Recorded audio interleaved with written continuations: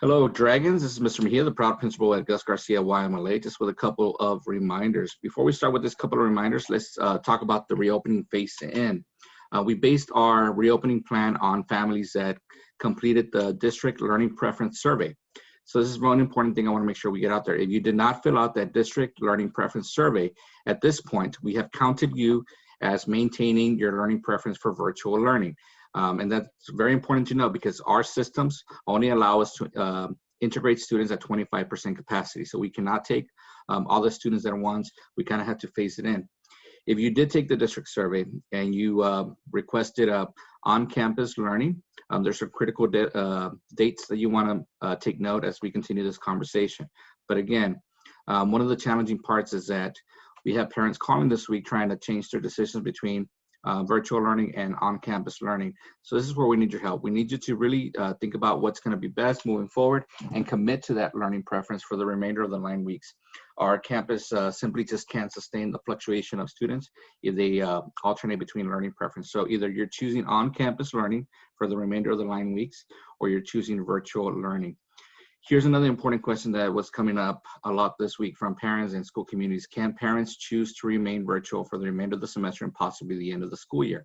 I believe at this point, that is what is being communicated. Parents, if that is what is best for your family at this point and what brings comfort, yes, students can remain virtual for the remainder of the semester and possibly the end of the school year. But as you know, this is a ever-changing system, right? So we just want to make sure that we are communicating that as well.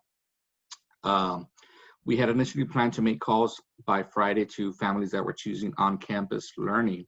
But one of the challenges we had again was the fluctuation of parents wanting to change their choice.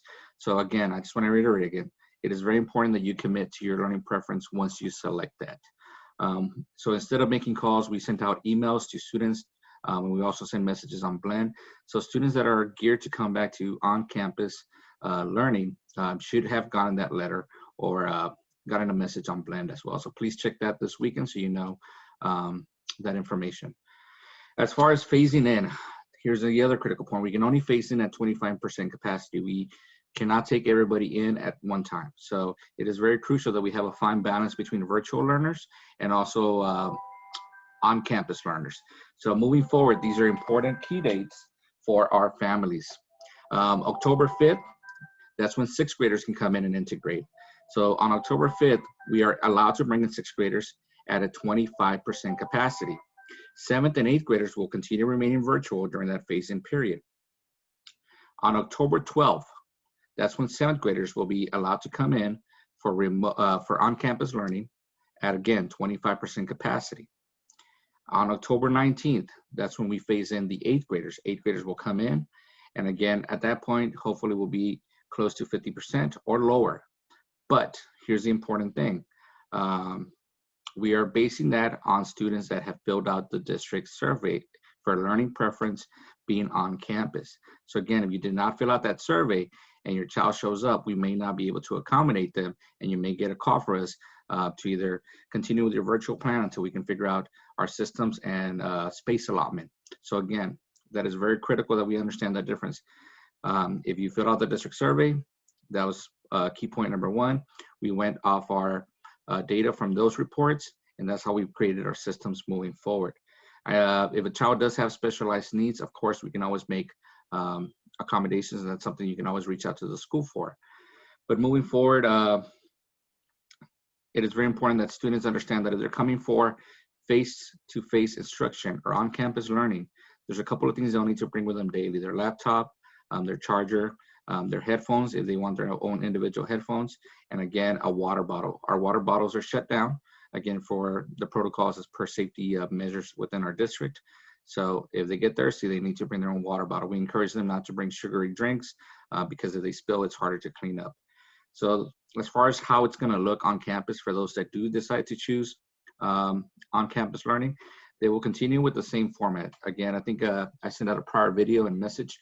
The learning preference is going to be learning groups. So students will continue to check in with Blend. They will have an adult in the classroom, but again, there will be very minimal transitions. At this point, we are not doing gym, fine arts, electives. So students will continue with the same format as they do at home. It'll just be in a classroom with an adult. So it is very important that our families understand that learning process so that we can move forward, and also to allow you to make the best preference choice for what's best for your student and your community. As far as dress codes, we are doing a modified dress codes. We know these are challenging times at this point. We do have a dress code, and I included that in the message link. If you want to adhere to that full-on dress code, we encourage it, of course. But again, we also want to make sure, because systems have been moving so fast, that we adopted our dress code. So students are allowed to bring khaki pants or black pants throughout the week. They may bring in, as long as it's a collared shirt, whether it's polo or button up is allowed. We encourage white, gray, or a light purple shirt throughout the week.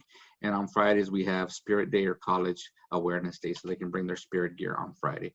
So that's kind of our modified dress code. Eventually, you know, hopefully in the future, once things normalize and we're at 100% capacity, our full-on dress code policy will be enforced. But during this time of transition and only able to accommodate 25% capacity during the phasing period, we are allowing students to adhere to the modified dress code. On our school messenger, you'll see a couple of links.